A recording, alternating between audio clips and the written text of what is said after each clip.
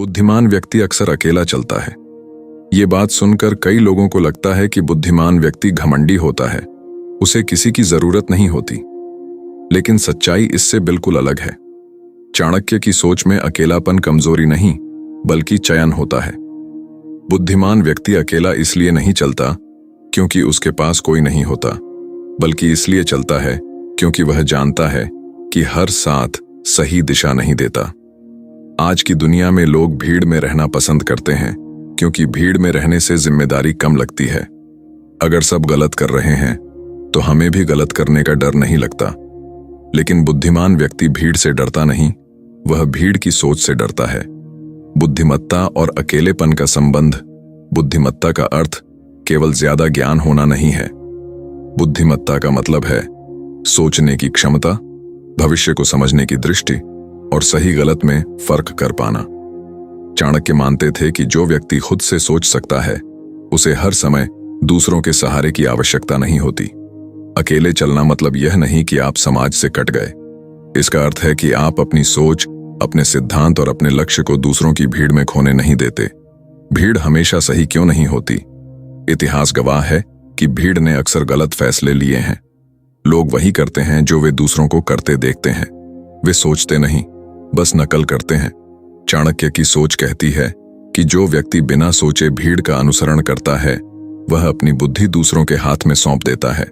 बुद्धिमान व्यक्ति पहले सोचता है, फिर निर्णय लेता है और कई बार यह सोच उसे अकेले रास्ते पर ले जाती है।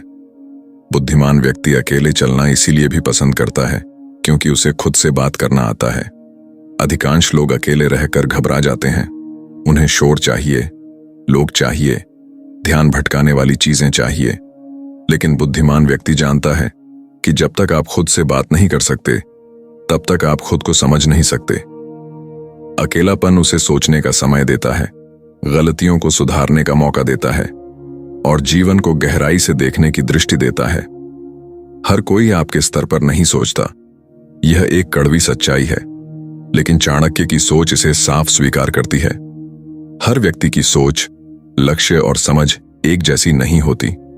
बुद्धिमान व्यक्ति यह समझ जाता है कि हर किसी को अपनी योजना, अपने सपने और अपने विचार बताना सही नहीं होता। इसीलिए वह सीमित लोगों से ही जुड़ता है और कई बार अकेला चलना बेहतर समझता है। अकेले चलने का सबसे बड़ा लाभ यह होता है कि आप अपने ऊपर पूरा नियंत्रण रखते हैं। कोई आपको आलसी नहीं बनाता, कोई आपको गलत दिशा में नहीं ले जाता और कोई आपकी ऊर्जा व्यर्थ नहीं करता। चाणक्य की सोच में आत्म अनुशासन ही असली शक्ति है और यह शक्ति अकेलेपन में ही मजबूत होती है। बुद्धिमान व्यक्ति कम बोलता है। आपने गौर किया होगा कि जो लोग सच में बुद्धिमान होते हैं वे बहुत कम बोलते हैं। वे हर बात पर राय नहीं देते, हर बहस में नहीं पड़ते और हर जगह खुद को साबित नहीं करते, क्योंकि वे जानते हैं कि भीड़ को समझाने से बेहतर है खुद को सही रास्ते पर रखना। अकेले चलने वाला व्यक्ति मानसिक रूप से अधिक मजबूत होता है। वह दूसरों की तारीफ से खुश नहीं होता और आलोचना से टूटता नहीं। चाणक्य की सोच कहती है कि जो व्यक्ति बाहरी मान्यता पर निर्भर रहता है वह कभी स्वतंत्र नहीं बन सकता। समाज अक्सर बुद्धिमान व्यक्ति को समझ नहीं पाता क्योंकि समाज को सवाल पसंद नहीं, उसे पालन करने वाले लोग पसंद हैं। जो व्यक्ति सवाल करता है, नियमों को समझना चाहता है और अंधानुकरण नहीं करता, वह अक्सर अकेला रह जाता है। लेकिन यही अकेलापन भविष्य में बदलाव की नींव बनता है। क्या अकेला चलना सही है? यह जरूरी नहीं कि हर समय अकेले ही चला जाए। चाणक्य की सोच संतुलन सिखाती है। अकेले चलना तब सही है जब भीड़ आपकी सोच को कमजोर कर रही हो, और साथ तब जरूरी है जब लक्ष्य और मूल्य समान हो।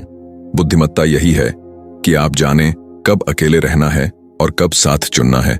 आज का युग तेज है, दिखावटी है। लोग गहराई नहीं, तुरंत परिणाम चाहते हैं। बुद्धिमान व्यक्ति गहराई में जाता है, इसीलिए उसकी गति अलग होती है। इसी कारण वह भीड़ से अलग दिखता है और अक्सर अकेला नजर आता है। आज खुद से पूछिए, क्या आप अकेले चलने से डरते हैं या गलत साथ में रहने से? क्योंकि चाणक्य की सोच में गलत साथ सबसे बड़ा नुकसान है और अकेलापन कभी कभी सबसे बड़ा वरदान।